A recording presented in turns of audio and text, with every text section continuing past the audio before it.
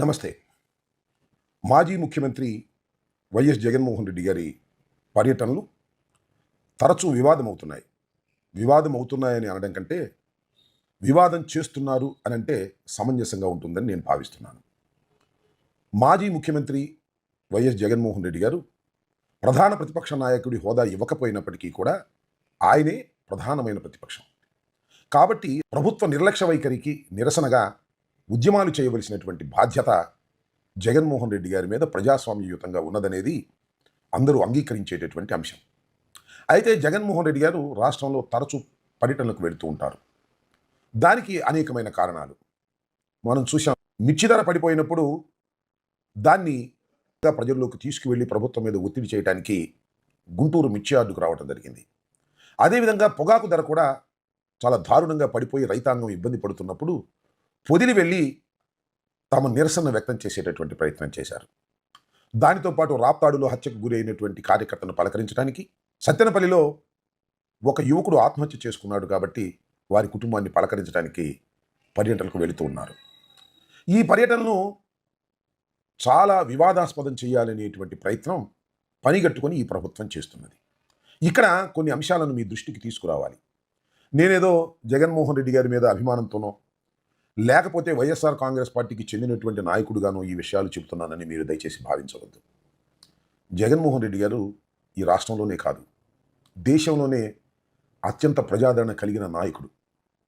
40% vote షేరే వచ్చి ఉండవచ్చు, కేవలం 11 సీట్లు మాత్రమే మాకు దక్కి ఉండవచ్చు. కానీ పర్సనాలిటీగా, వ్యక్తిగా అమోఘమైనటువంటి ఫ్యాన్ ఫాలోయింగ్ ఉన్నటువంటి వ్యక్తి. బహుశా సినిమా నటులకు కూడా అంత ఫాలోయింగ్ ఉండదు. కారణం ఏంటంటే యువకుడు కావటం, క్లిష్ట సమయంలో ధైర్యాన్ని ప్రదర్శించడం, 5 సంవత్సరాలు పరిపాలన చేసి అనేకమైన సంక్షేమ కార్యక్రమాలు తూచా తప్పకుండా అమలు చేయడం, ఆయనకి అత్యంత ప్రజాదరణ కలిగి ప్రజల్లోకి వెళుతున్న సందర్భంలో జనం విపరీతంగా వస్తూ ఉంటారు.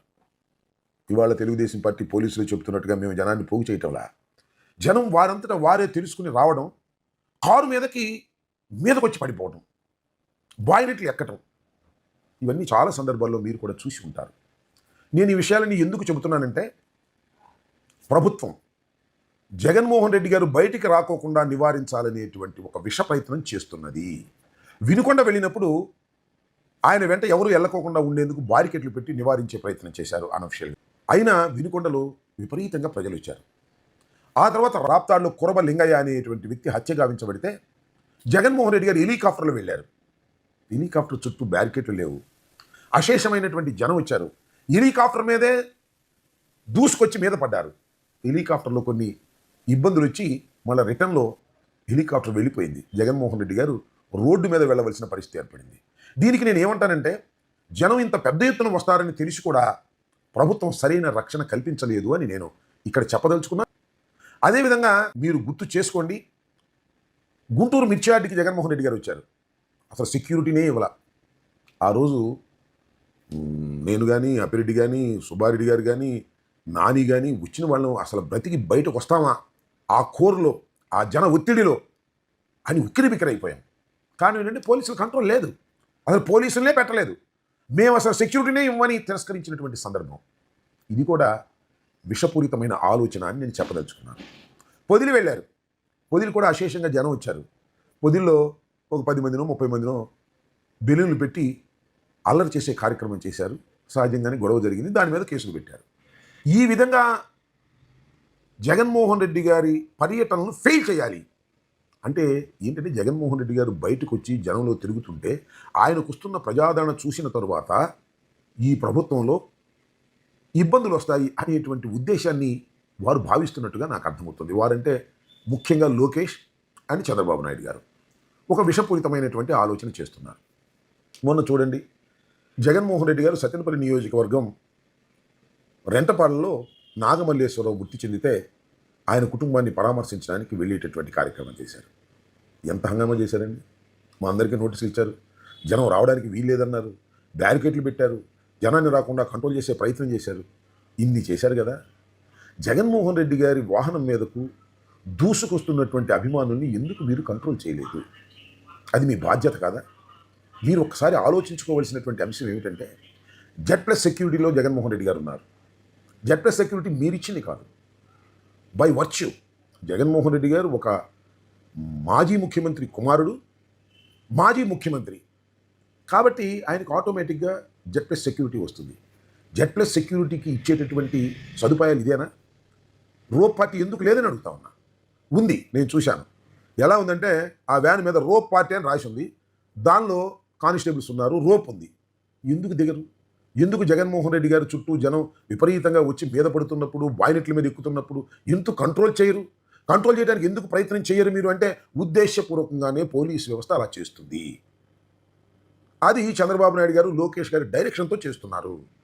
ఒకసారేమో సెక్యూరిటీ ఇవ్వరు, ఒకసారి సెక్యూరిటీ ఇచ్చినా కూడా మైల్డ్గా ఉంటారు, పట్టించుకోరు. ఈ విధంగా చేయటం వల్ల వారి ఉద్దేశం ఏమై ఉంటుందని నేను అంచనా వేస్తున్నానంటే జరగని ఒక ప్రమాదం, చివరికి ఆయన మీద కూడా ఒక ప్రమాదం జరగని, మనకి చేతికి మట్టి కాకుండా పని అయిపోతుందేమోననేటువంటి ఒక విషపూరితమైన కుట్రతో చంద్రబాబు నాయుడు గారు, లోకేష్ గారు ప్రవర్తిస్తున్నారనేది నాకున్నటువంటి సందేహం. దీన్ని మీరు ఆలోచించండి, అవునో కాదు. జగన్మోహన్ రెడ్డి గారికి సెక్యూరిటీ ఇవ్వటం లేదు సరిగా అనే విషయాన్ని మేము గవర్నర్ గారి దగ్గరికి వెళ్ళి, బొత్స సత్యనారాయణ గారు మేము వెళ్ళి కూడా రిపోర్ట్ చేయడం జరిగిందని మనం చేస్తున్నాం. ప్రజాస్వామ్యంలో మీకు గిట్టకపోయినా, మీకు వ్యతిరేకుడైనా మాజీ ముఖ్యమంత్రి 5 సంవత్సరాలు పరిపాలన చేసిన వ్యక్తికి మీరు సెక్యూరిటీ ఇవ్వకోకుండా ఇచ్చిన మైల్డ్గా ఉండి ఏదో ఒక ప్రమాదం జరిగే విధంగా పరిస్థితులను మీరు కావాలని క్రియేట్ చేస్తున్నారనేది ఇక్కడ నా అభియోగం. అందువల్ల జగన్మోహన్ రెడ్డి గారు మీరు ఎన్ని ఆపినా జనంలోకి వెళ్ళక మానరు. ప్రభుత్వం మీద ఒత్తిడి తీసుకొచ్చినటువంటి కార్యక్రమం చేస్తాం. మీరు వద్దన్నా కాదన్నా అశేషమైన జనం జగన్మోహన్ రెడ్డి గారికి వస్తారు. అది ఆయన అదృష్టం. అలాంటి సమయంలో మీరు ఈ విధంగా కుట్రపూరితంగా చేసి ప్రమాదం జరిగే విధమైనటువంటి పరిస్థితులను కావాలని మీరు చేస్తున్నారు. ఇవాళ సింగయ్య మరణాన్ని కూడా రాజకీయ రంగు పులిమి జగన్మోహన్ రెడ్డి గారు నిర్దయతో వ్యవహరించాడనేటువంటి ఒక నీచమైనటువంటి మాటలు మీకున్నటువంటి మీడియా ద్వారా మీరు వ్యక్తం చేస్తున్నారు. సింగయ్య మా కార్యకర్త. జగన్మోహన్ రెడ్డి గారంటే పిచ్చి అభిమానంతో కూడుకున్నటువంటి వ్యక్తి. ఆయన జగన్మోహన్ రెడ్డి గారిని చూడాలని వచ్చాడు, యాక్సిడెంట్ అయ్యి మరణించాడు. అది జగన్మోహన్ రెడ్డి గారు వాహనం కింద పడ్డాడా లేకపోతే మరొకటి కింద పడ్డారా మీకే ఒక నిర్ధారణ లేనటువంటి దశలో మీరున్నారు. అయినా తోసేద్దాం జగన్మోహన్ రెడ్డి గారి మీద అనేటువంటి మాట. జగన్మోహన్ రెడ్డి గారికి నిజంగా ఆ సింగయ్య మరణమే తెలిసి ఉంటే ఖచ్చితంగా అక్కడ ఆగి అతన్ని హాస్పిటల్కి పంపించేటటువంటి ప్రయత్నం చేసి ఉండేటటువంటి మనస్తత్వం కలిగినటువంటి వ్యక్తి తప్ప గాలి కుదిలిపోయేటటువంటి వ్యక్తి కాదనే విషయాన్ని ప్రజలందరికీ తెలుసు. అలాంటి మనస్తత్వం కలిగినటువంటి జగన్మోహన్ రెడ్డి గారి మీద బురదడానికి మీరు ప్రయత్నం చేస్తున్నారు. నేను ఇక్కడ ఆందోళన చెందుతున్నటువంటి అంశం ఏమిటంటే జెడ్ ప్లస్ సెక్యూరిటీలో ఉన్నటువంటి జగన్మోహన్ రెడ్డి గారికి సరైనటువంటి సెక్యూరిటీని కల్పించకపోవటం ఆయనకి ప్రమాదం జరిగేటటువంటి అవకాశం ఉందని నా అభిప్రాయం. అలాంటి అవకాశం కల్పించడానికి నారా చంద్రబాబు నాయుడు గారు, లోకేష్ గారు విశ్వ ప్రయత్నం చేస్తున్నారనేది కూడా నా అభియోగం. ప్రజలు దీన్ని అర్థం చేసుకోవాలని కోరుతున్నాను. పోలీసు వ్యవస్థ, పోలీసు అధికారులు, ఐపీఎస్ అధికారులు ఒక మాజీ ముఖ్యమంత్రికి కల్పించవలసినటువంటి సెక్యూరిటీని కల్పించే ప్రయత్నం చేయండి. లేదంటే న్యాయస్థానాలైనా కూడా దీనికి పరిష్కారం చేయవలసినటువంటి బాధ్యత ఉన్నదని ఈ సందర్భంగా నేను భావిస్తున్నాను. ప్రజల్ని ఆలోచించమని కోరుతున్నాను.